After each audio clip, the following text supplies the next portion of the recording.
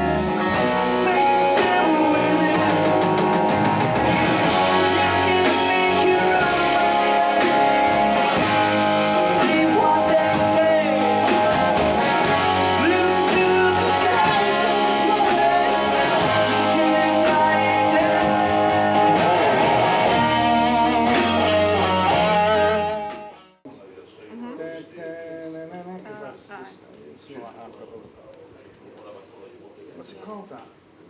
I can't get more satisfaction. Yeah. These guys have been together since about 2017, when it first started? Yeah, that's right. In 2017, I think I was 58, and I'd played all my life in tribute bands, covering other people's music, and I'd written a song that I realised it was quite good. So I started writing more, and I wrote 7 songs, got 7 songs written. And I thought, well, I'll just record these, that's it, that's all I'll do, because no one's going to want to hear my stuff. Oh, hello! Hello! Even the miserable one in the back, hello! That's the one. So I recorded it with Tim and Pete, and once we got the album, or should I say once we got 7 songs, I tried to get an LP produced, and the people who produce LP said it's not enough. You need at least another 4, 3 or 4 songs. So we went back in the studio again, recorded some more songs, and then we finally had enough, and we produced our first album, which was called It's About Time.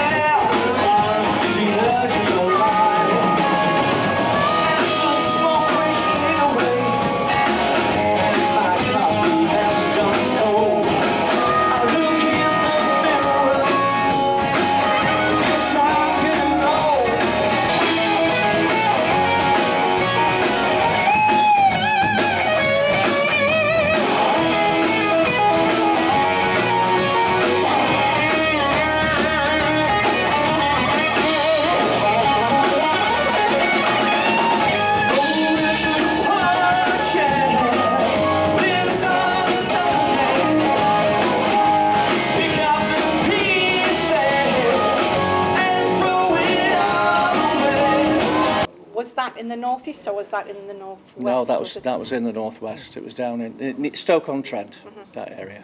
Yeah, that's where we started. Yeah. Cat bone. I got a mojo too. Got little John the kangaroo. I'm gonna mess with you. I'm gonna make pretty women jump and shout. And the world's gonna know.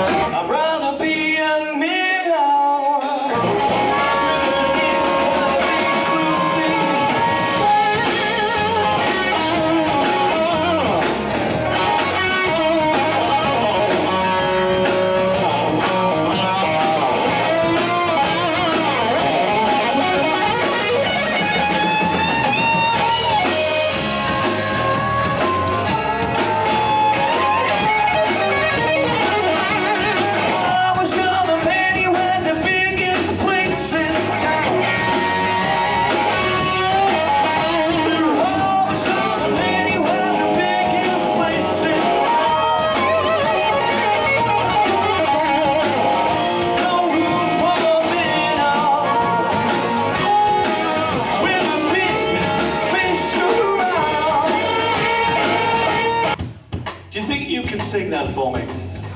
If I sing Big Fish, could you sing loudly Little Pond? Should we try it?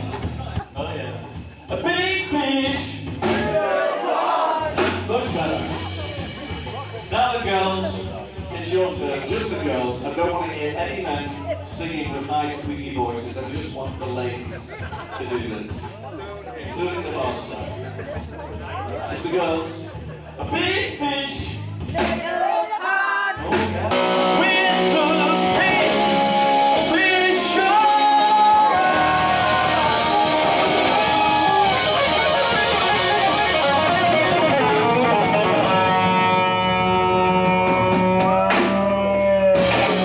I went to school in Alnwick.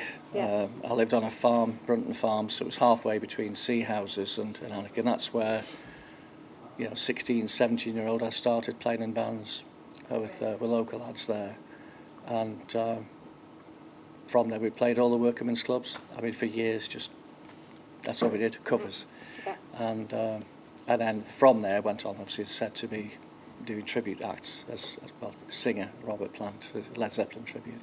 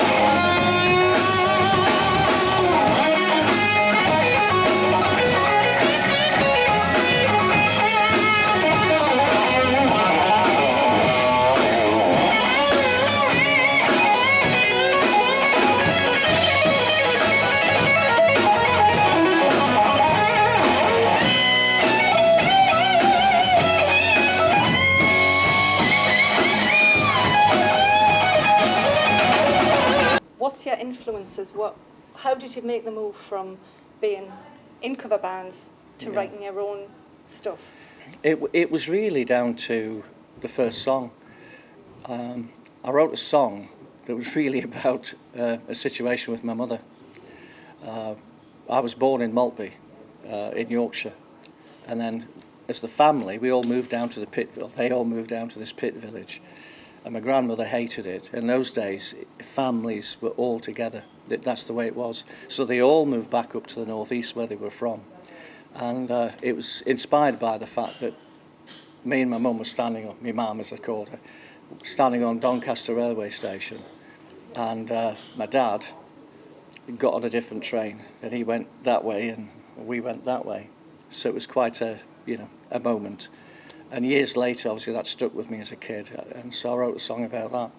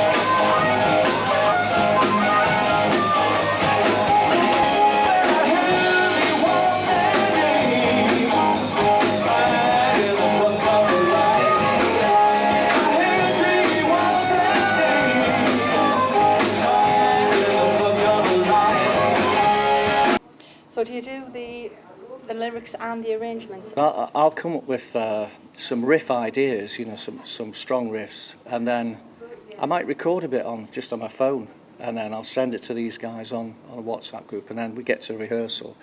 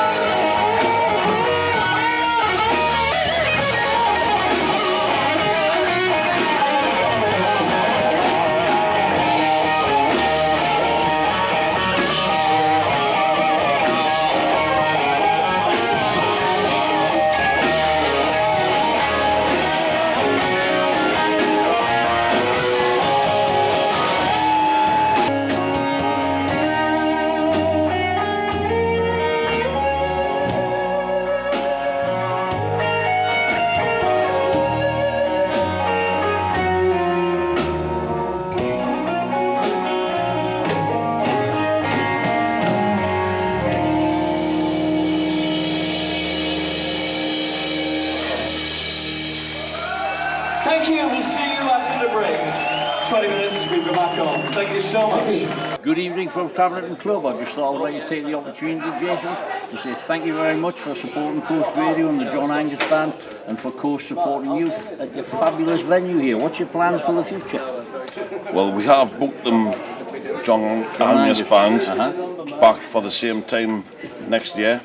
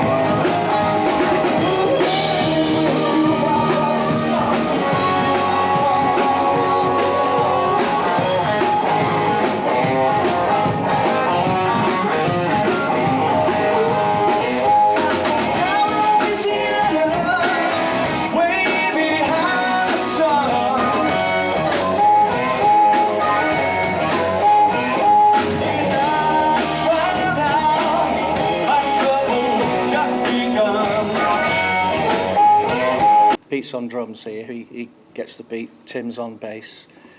That kind of makes it work for us. And then Bram, who's the lead guitarist in the band, he'll take his part, and Stuart is the harmonica player, and he adds his part in. So it is a collective, although it's called the John Angus Band. I don't know why it is, because it's really all of us. Yeah. We're all equal. But it was the John Angus Blues Band. It was, yeah. So what happened? We just didn't get any recognition from the blues circuit. There are people within the blues world. The Blues Federation is the biggest organisation, UK Blues. So I thought John Angus Blues Band would kind of, with the sort of music we were doing, we'd be accepted. But you know what? We never have been. And then we do gigs, and people come to say, "You're more like a rock band than a blues band. You're much more energetic. You know, all your songs are kind of upbeat." So we said, well, let's drop the word blues and just call it the John Angus Band.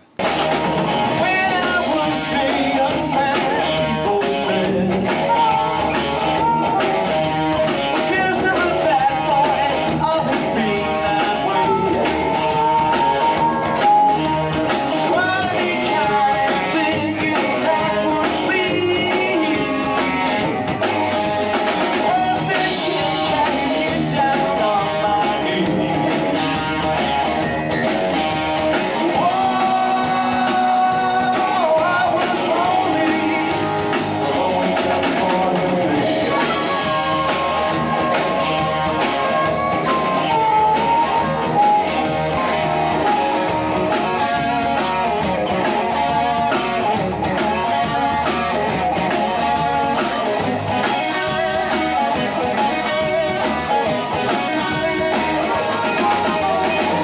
You know, people in Ireland love us, absolutely love us. We travel out to places like Monaghan Harvest Time Blues Festival.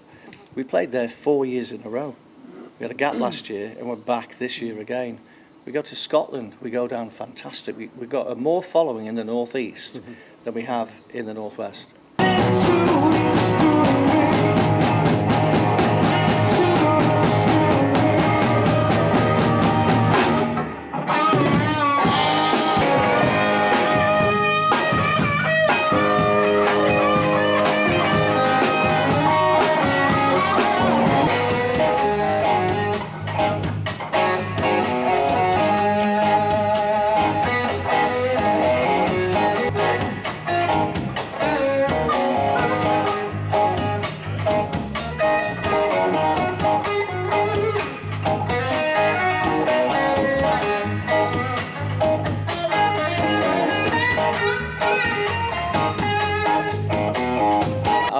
It is definitely rock blues. That's what it is, and I think although the songs there's lots of different types of genres within that, but I think our most popular songs are ones that are kind of get up and stamp your feet to. Thank you very much for coming along tonight. Give yourself a big round of applause. Thank you so much. Thanks to Jason as well for putting us on. Big thanks to Coast, FM radio station, who without this would not have been possible. Also to the film crew who come down tonight to record the show for us, we really appreciate that. Thank you ever so much. And last but not least, all of you guys who made the effort to come down and watch the band. We really do value that and appreciate it. Really, a bit of Joe Bonamassa maybe in there. Yeah. Bit of Led Zeppelin. Yeah, I think so. Yeah. The blues rock bands of the 70s. Black Crows. Bit of Free. Yeah, Black Crows. A bit of Faces. The Faces, Rolling Stones. Yeah, so it's all them influences because obviously I'm the oldest by far.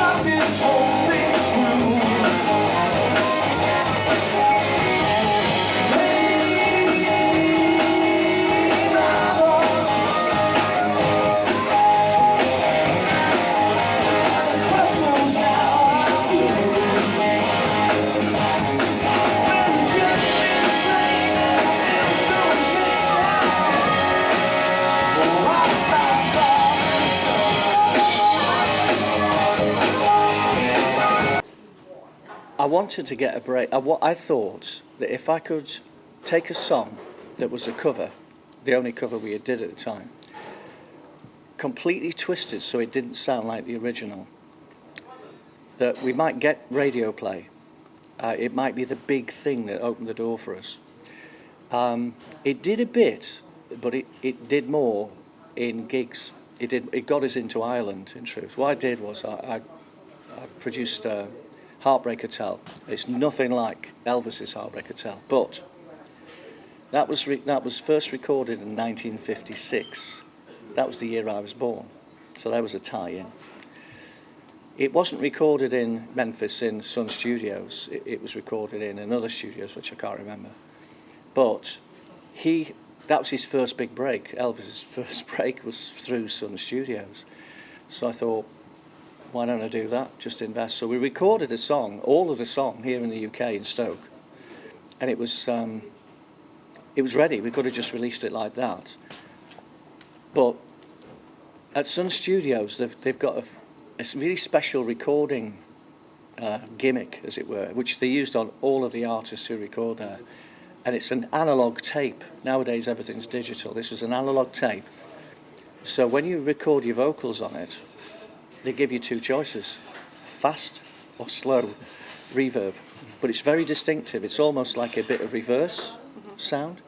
So I went and re-recorded the vocals there, and it did make a huge... It just made the song, really, because it gave it that authenticity of the studio.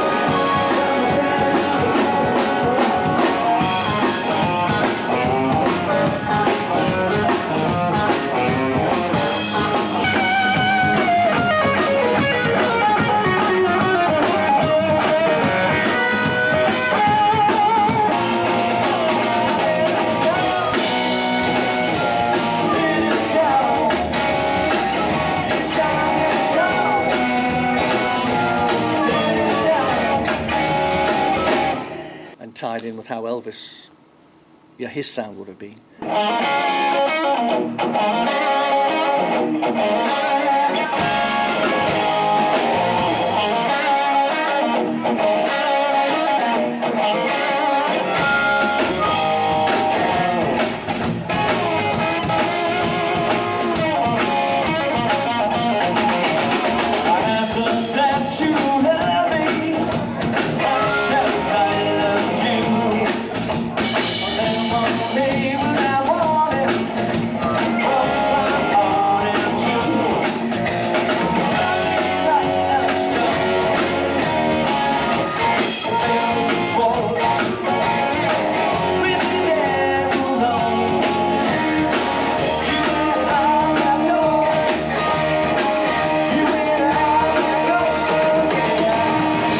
It was released just as COVID struck the UK, and so we couldn't gig it, we couldn't do anything with it for, well, at least a year.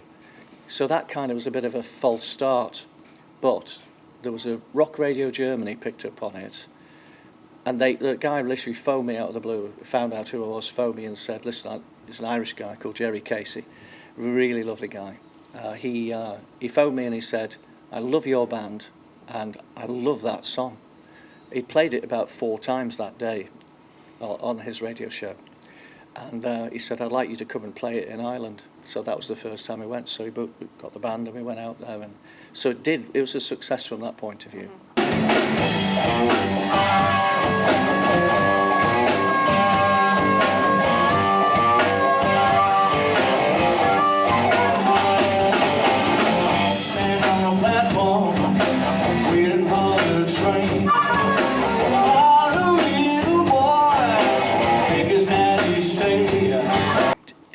We did get it in the IBBA charts. It did go in. By default, really. It just had to because people were playing it. Went through his mouth. He said his goodbyes never back. Keep yourself down the track. All based around the idea of time. It's about time. But I want to record a final one, and I say final because, well, I don't know if it'll be final or not, but I just have this feeling. I'm 70 in October, and I thought, give it one more go, give it one more hit.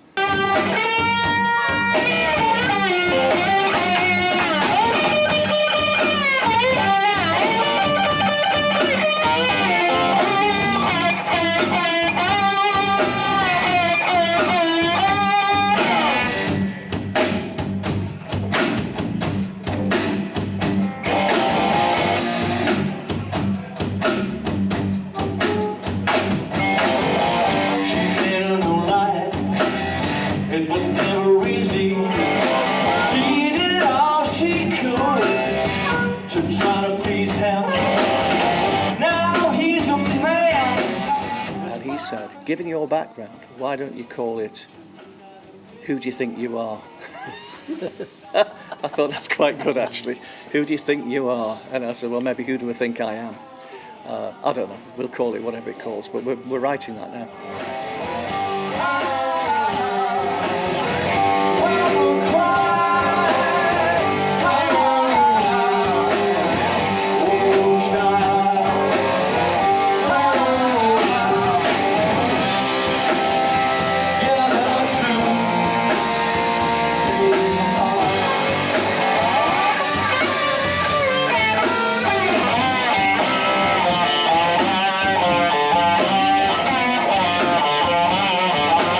My mum lives in Florida, and I noticed there was quite a few blues, That's- big blues following over there. Yeah. The logistics of getting us all over. Yeah. We do get people I'd say love to to us, do it, yeah. yeah, they say, oh, will you play in France? Will you play in wherever? But it is literally the finances of it all. It's just such a lot of money to physically go out there.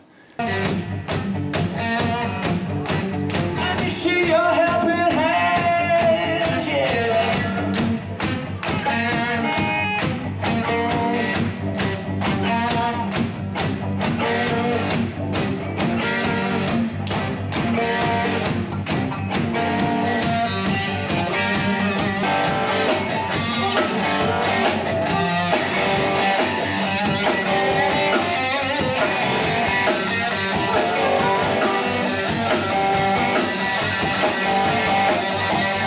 And there's quite a few people who I know, who we work with, and they say to me privately, why?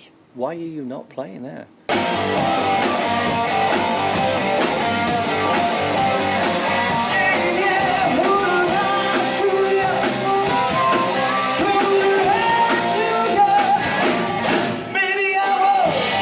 Flew me out there, met me at the airport, took me to the gig, took me back again. Oh, fantastic guy. Yeah. And of course, Coast Radio are the best. Oh, of course. I only met Coast really through doing a gig last year at Bedlington, Platform 1, and I was surprised to see an old school pal of mine, Jeff, there, who obviously is director at Coast. And well, it's just flooding memories, really, of those days. Us pairing in school, we were really very close in school. And then to see him all these years later, you know, he's still not as good looking as me. He might have the hair. He might have... No, just joking. Lovely facility here. You get quite a lot of bands here, don't you? It's the best. I've worked in entertainment for a lot of years, and I would say this is in the top two.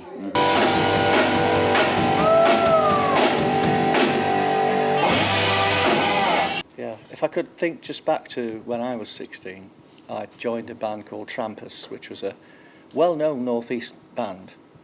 And I auditioned as a singer. There's a guy called George Waters, who's a really well-known drummer in the Northeast. He was in the band. He was in school a year above me. And my best friend in school did the light show, a lad called Dougie Hall. He sadly passed a few years back. But I really wanted to be in that band more than anything, because I just thought they were just amazing. So I went to rehearse with them, audition for them. I got the job as a singer. And then I asked if I could play a guy called Bob Alexander, who sadly isn't here either anymore. He had a Fender Stratocaster, and I said, oh, I've never played anything like that. Could I please have a play? And I played it, and I sang the songs that I did at the audition with the guitar.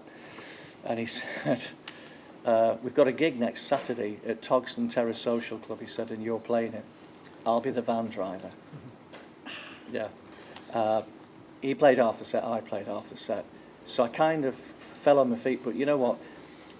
That band made me, they were 30-year-old men. They were men who knew how to perform and how to make things happen. And they treated me, although I was like at the front, they kept me humble. They knew how to do that, and that was the best thing I could have ever done, because they taught me not to be big-headed and work. Yeah.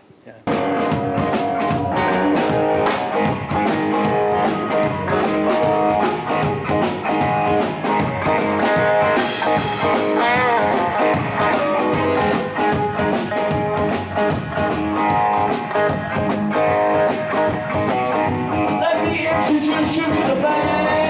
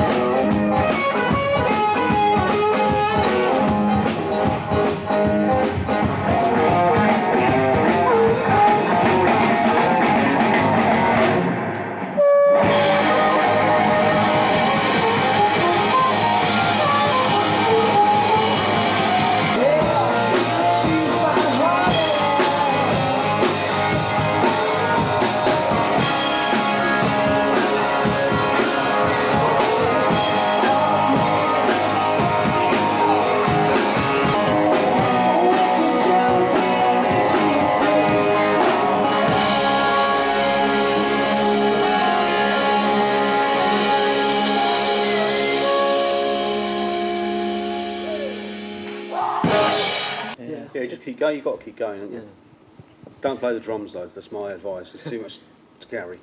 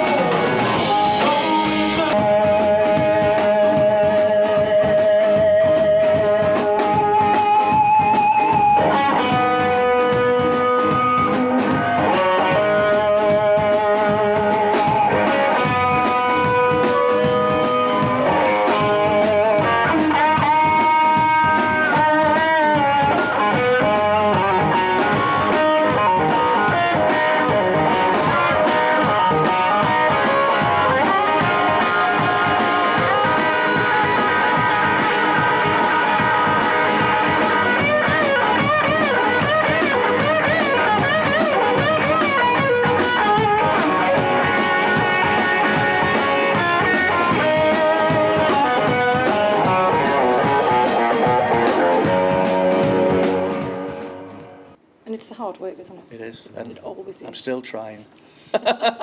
Very trying. Yeah, very trying. 17 to 70.